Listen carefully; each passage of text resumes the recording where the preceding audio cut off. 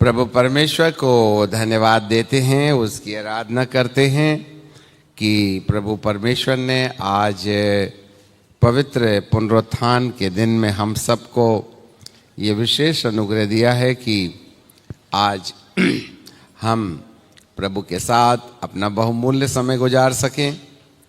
इससे पहले कि हम आज परमेश्वर के वचन पर चिंतन करें, एक नोटिस है और वो है प्रति वर्षानुसार हम साल में 2 बार स्कूल ऑफ पावर मिनिस्ट्री 15 दिनों के लिए किया करते हैं और अब दूसरा सत्र सितंबर 10 तारीख से लेकर 26 तारीख तक संपन्न किया जाएगा। इसलिए जितने भी लोग परमेश्वर के वचन को अंत के दिनों से जोड़कर अपने जीवन की तैयारी में प्रभु क्या कहा चाहते हैं उसे यदि समझना है तो अपना रिजर्वेशन करवाएं और 10 सितंबर से 26 सितंबर के बीच में आप परमेश्वर का वचन यहाँ आकर सीख सकते हैं। प्रभु परमेश्वर को धन्यवाद। और अपने साथ अपनी व्यवस्था लाएं और परमेश्वर का वचन सीखने का मन रखें तो प्रभु आपके जीवन में बड़े अद्भुत काम करेंगे। प्रभु आपको आशीषित करे। आइए हम फिर एक बार प्रभु के वचन के लिए प्रार्थना करें। सनातन परमेश्वर, हम आपको धन्यवाद देते हैं आज की इस पवित्र बेला में आपके दास के होठों को वेदी के अग्नि से पवित्र करें और ऐसा होने दे प्यारे पिता कि हम आपकी पवित्र व्यवस्था के नीचे, आत्मा की नई वाचा के नीचे आपके अधीनता में रहकर आपके दिल की बातें सीखें समझें। हे प्रभु, ऐसी आप कृपा और दया कीजिएगा। आदर महिमा आपको देते हैं, मसीह यीशु के नाम से मांग लेते हैं, आमीन। प्रभु परमेश्वर को हम धन्यवाद देते हैं, उसकी आराधना करते हैं कि सनातन परमेश्वर ने प्रति सप्ताह अनुसार इस बार भी हम सबको ये अनुग्रह दे दिया कि हम परमेश्वर के चरणों में ठहर कर उसकी अद्भुत बातों पर चिंतन मंथन मनन कर सकते हैं। इफिसियों की किताब और उसका 4था अध्याय 1 पद और फिर उसके आगे भी।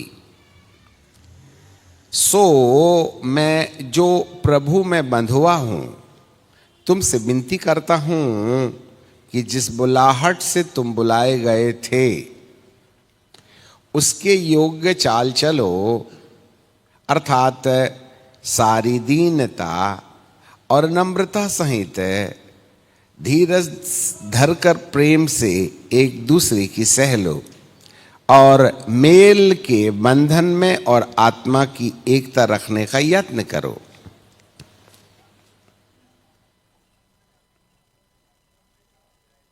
यहाँ पर बाबा पौलुस अपने जीवन के अंतिम पड़ाव में, बंधुआई की दशा में, तीसरी यात्रा के दौरान जब वो जेल में था और कुछ समय के बाद उसे मृत्युदंड दिया जाना है, उसने अपनी कलीसिया को एक संदेश दिया कि मैं जो प्रभु में बंधुआ हूँ तुमसे विनती करता हूँ। अब एक बात हमें याद रखना चाहिए कि जितने भी प्रेरित लोग थे उनके पास में लिखा हुआ ऐसा कोई भी प्रमाण परमेश्वर के वचन के मामले में नहीं था। आज जितने भी सेवक हैं, विश्वासी हैं, खोजी हैं, उनके अपने पास लिखा हुआ एक स्क्रिप्चर है जिस पर हम चिंतन मंथन मनन करते हैं और इसमें से कुछ भी पढ़कर उसका कुछ भी अर्थ निकालने लगते हैं और अपनी बुद्धि और अपने तौर और अपने फायदे को मद्देनजर रखते हुए लिखी गई बात को तोड़ मड़ोड़ करके हम उसे अपने लाभ का रास्ता बनाने का प्रयास करते हैं। बहुत एक लाइन में सटीक बात समझ लीजिएगा। परमेश्वर के वचन को जो आज उसने लिखित रूप में हमारे सामने रखवाया, उसको हम अपने फायदे और आराम का रास्ता समझकर इस बाइबल वचन से बाइबल वचन को अपने तरीके से तोड़ मरोड़ कर अपने फायदे के लिए हम अनुवाद करते हैं। अच्छे से याद रखिएगा। और ये जो अनुवाद है वो हमारे फायदे के दृष्टिकोण से है।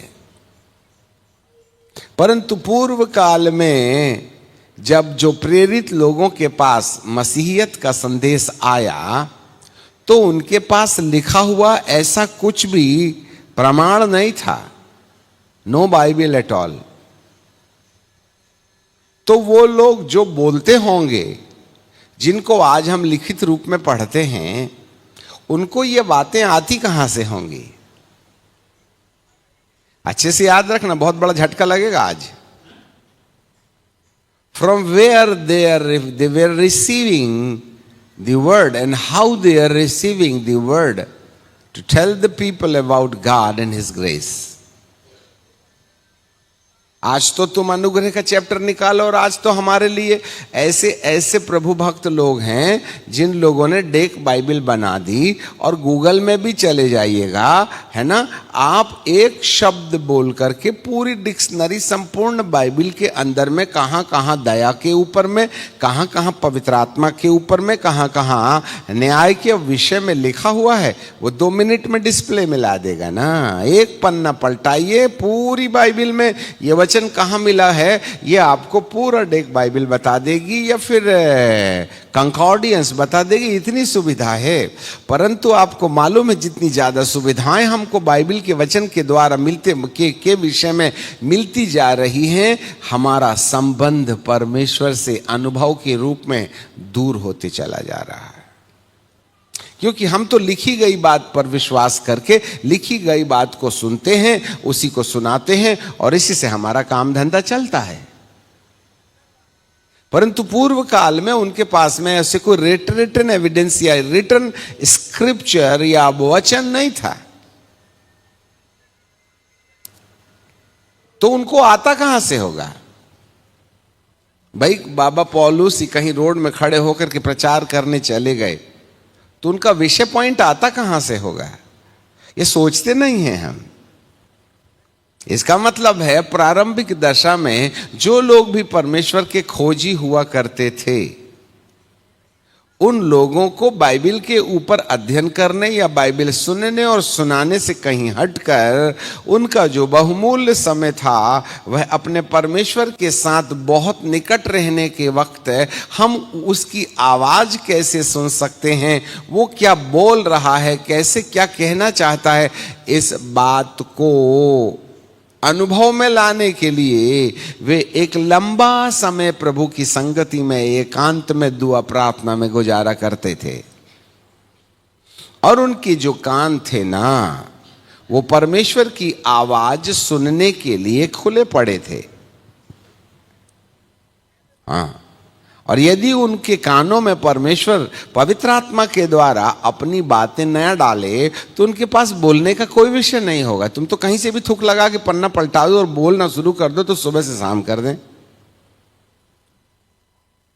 और ये जो सुविधा है हमको परमेश्वर की खोज से वंचित कर रही है। आज लिखी गई बातों पर हम बहस कर लेते हैं, लिखी गई बातों पर इधर उधर की कंकॉर्डियंस, इधर उधर की किताबें, फलाने राइटर ने ये कहा, फलाने राइटर ने ये कहा। हमारे पास में बहुत सी किताबें हैं जिस पर शाब्दिक रीति से हम 6 शाब्दिक शब्दों के ऊपर में खोजबीन करके अपना मनोरंजन कर लेते हैं बोलने का, और आप भी सुनने का मनोरंजन करते हैं और दाढ़ी हिला के कहते हैं सही तो बोल रहे हैं आप। परंतु ऐसा पूर्व काल की कलीसिया के साथ नहीं था। There was no any scripture with them. इसलिए वो व्यक्तिगत रीति से अपने परमेश्वर के साथ समय गुजारते थे, उसको समझने का प्रयास करते थे, और उसको समझने के प्रयास के लिए जो आवश्यक सामग्री बाबा पौलुस यहां पर कह रहे हैं, सो मैं प्रभु में बंधुआ हूं, तुमसे विनती करता हूं कि जिस बुलाहट के लिए तुम बुलाए गए हो, कैसे पता चलेगा? आज तो तुम 10 विषयों के 10 गूगल में टाइप कर दो तो वो निकाल के आपको ना अच्छा फिर AI तो आ ही गया है, उससे क्वेश्चन करो विद इन 5 to 7 मिनट्स जो है, 5 नहीं 1 मिनट वह आपको संपूर्ण बाइबल में से संदेश दे देगा, और ऐसा संदेश देगा कि तुम्हारे दादा परदादा भी नहीं पढ़े होंगे। अब सुविधा पर और महासुविधा आ गई, अब बाइबल भी खोलने की जरूरत नहीं है। AI खोल दो, उसको बोल दो वो क्या विषय में आपको बोलना, वो 30 सेकंड्स के अंदर में, इधर आपने थूक लगा के पन्ना पलटाया ना, उतने भर में उत्तर मिल जाएगा, ढूंढते रहिएगा आप। आगे चल के ये AI हैं, आर्टिफिशियल इंटेलिजेंसी, अभी क्या क्या करेगा ये तो नहीं आता समझ में। अभी HAI आ गया है, हाइब्रिड आर्टिफिशियल इंटेलिजेंसी। अभी आर्टिफिशियल खत्म हो जाएगा, HI आ गया। इसका मतलब है मनुष्य ने जो रोबोट AI के नाम पर बनाया है, उसके दिमाग में अब वे मनुष्य का दिमाग काट के चिपका दे रहे हैं। उसको सलाइन भी लगेगी, ग्लूकोज भी लगेगा, विटामिन भी लगेगा, प्रोटीन भी लगेगा, और दिमाग तो इंसान का है, शरीर लोहे का है। दिमाग इंसान का है और शरीर लोहे का है, अर्थात आधा मानव और आधा लोहा। भविष्यवाणी सुनिए आज की सुबह में। नबूकदनेस्सर राजा ने दर्शन में देखा था एक बड़ी अनुपम मूर्ति जो दानिएल की किताब के 2 अध्याय में मिलती है, और वहां उसने देखा कि एक बहुत बड़ी मूर्ति है जिसका सिर सोने का है और छाती चांदी की है। दानिएल की किताब निकाल लिजीएगा, दानिएल की किताब और उसका 2 अध्याय यदि मैं सही हूं तो यहां पर बाइबल हमें इस प्रकार से कहती है, 31वां पद, हे राजा, दानिएल बाबा अनुवाद करते हैं, हे राजा, जब तू देख रहा था तब एक बड़ी मूर्ति देख पड़ी, और वह मूर्ति जो तेरे सामने खड़ी थी, जो लंबी चौड़ी थी, उसकी चमक अनुपम थी और उसका रूप भयानक था। आपको मालूम है इस मूर्ति के द्वारा विश्वव्यापी शासकों के बारे में उल्लेख है। The world empire, how the world empire will take control over the world, और उनका पर्पस क्या होगा। जरा ऊंची बुद्धि से सोचिएगा। यहां लिखा है, और उस मूर्ति का सिर तो चोखे सोने का था, और उसकी छाती और भुजाएं चांदी की थी, और उसका पेट और जांघ पीतल के थे, और उसकी टांगें लोहे की और पांव कुछ लोहे के और कुछ मिट्टी के थे।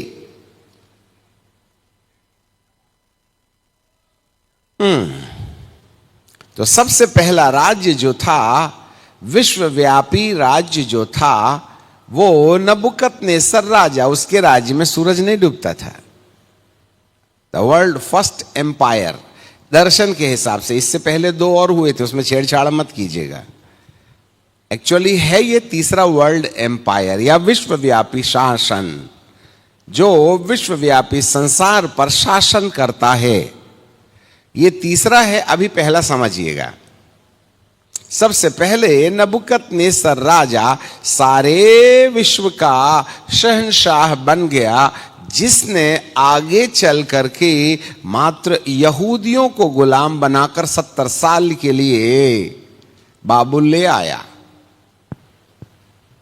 इसके बाद दूसरा, चांदी की छाती और बाहें, ये मादी और फारसी का साम्राज्य है। मादी फारसी दोनों शासकों ने सारे विश्व के ऊपर अपना अधिकार जमाया और वे विश्वव्यापी शासक बन गए, परंतु आपको मालूम है उनका भी उद्देश्य मात्र इज़राइल को नष्ट करना रहा है। इसके बाद तीसरा विश्वव्यापी शासन और शासक यूनान का साम्राज्य आया, ग्रीस, और इन्होंने भी संपूर्ण धरती पर राज्य किया। और इसके बाद उनका उद्देश्य था कि वे परमेश्वर की पवित्र प्रजा को नष्ट करें। इसके बाद तीसरा साम्राज्य लोहे की टांगें, ये रोमन साम्राज्य है, जिन्होंने मसीहियत को और यहूदिज्म को उजाड़ा। रोमन साम्राज्य के समय जिस तरीके से मसीही लोगों को यहूदियों के द्वारा सताया गया, यह देखते बनता है। इसके बाद रोमन साम्राज्य के बाद एक लंबा पीरियड था जिसमें वर्ल्ड अर्थात संपूर्ण धरती का कोई शासक नहीं था, वरन संपूर्ण धरती में अलग अलग देशों के ऊपर में अलग अलग शासक रहे हैं। पर अब एक बार फिर अब यहां से भविष्यवाणी का दौर शुरू होता है। सब लोग हाथी समान कान खोल के सुने। अब एक दूसरा शासक और शासन आरंभ होगा जो संपूर्ण विश्व में फैल जाएगा, जिसके हम संकेत देखते हैं। One world order, one world government, one world president. आपको परमेश्वर ने दानियल भविष्यवक्ता के वक्त में ये जो सातवां, इस दर्शन के अनुसार पांचवा, दर्शन के अनुसार पांचवा, वास्तव में देखा जाए तो सातवां, नबूकदनेस्सर राजा के पहले दो और राजा रहे हैं जिन्होंने सारे विश्व के ऊपर अपना अधिकार जमाया। उनका भी उद्देश्य यहूदियों को जमीन से मिटाना रहा है। यदि हम उन दो को नबूकदनेस्सर के आगे जोड़ दें तो यह सातवां साम्राज्य होगा जो अब स्थापित किया जाएगा। और इस सातवें साम्राज्य को या दर्शन के हिसाब से पांचवें साम्राज्य को यदि हम देखें तो उसके जो पांव हैं, पंजे हैं, वो कुछ तो मिट्टी के हैं और कुछ लोहे के हैं। जब कोई इंसान मरता है तो हम उसको मट्टी में डालते हैं, तब याजक लोग कहता है मैं मट्टी को मट्टी में मिला देता हूं। जिस सेकंड में आत्मा शरीर से बाहर आ जाती है वह शरीर मट्टी में रूपांतरित हो जाता है, जबकि वो हड्डी और चमड़ा है, परंतु उसका नाम मट्टी है। कहां गए थे? मट्टी में गए थे। मैयत में गए थे नहीं बोलते, मट्टी में गए थे। अंतिम संस्कार। और जब सब विधि विधान पूरा हो जाता है तब हर एक व्यक्ति, पहले याजक मुट्ठी में मट्टी उठाता है, मैं परमेश्वर का दास होने के नाते पिता और पुत्र और पवित्र आत्मा के नाम से मट्टी को मट्टी में मिलाता हूं। इसका मतलब ये जो फेयर एंड लवली लगा रहे हो ना आप, ये मट्टी छे। समझ में आ गई बात? पराठे, आहा, fair and lovely, lipstick, olive oil, पता नहीं बाल में कितने रकम का तेल, गाल में कितनी कलर की पेंटिंग और कितने रंग के ये होंठ में लाल नीले पीले। चलो है खुद, अब आपने दिया है, लगाइएगा। परंतु जितने भी लोग अब ये लिपस्टिक लगा रहे हैं उनको ख्याल रखना चाहिए, कुछ विशेष प्रकार की लिपस्टिक सामने आई है जिस लिपस्टिक के द्वारा कुछ केमिकल आपके होंठों के रास्ते आपके शरीर के अंदर प्लांट कर दिए जाएंगे। ऐसा एक संकेत अभी सामने में आया है जिसमें कुछ इस तरीके की कुछ जहर के कुछ ऐसे केमिकल्स डले पड़े हैं जिसके द्वारा ऐसा लगता है कि जरूर कहीं ना कहीं मनुष्य के अंदर, जिन लोगों ने ग्राफीन नहीं ली है उन लोगों के शरीर के अंदर ये ऐसे तत्व लिपस्टिक में मिलाकर डालने का प्रावधान